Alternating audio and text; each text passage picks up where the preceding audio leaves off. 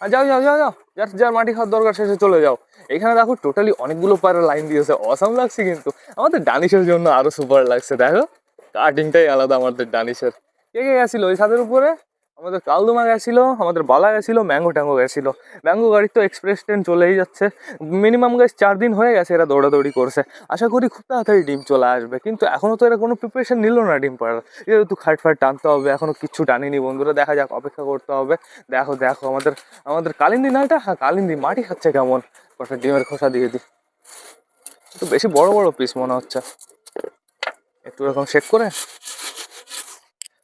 তারপরে এরকম সাইড করতে হবে, নিচে ছোট টুকরো পাওয়া যাবে।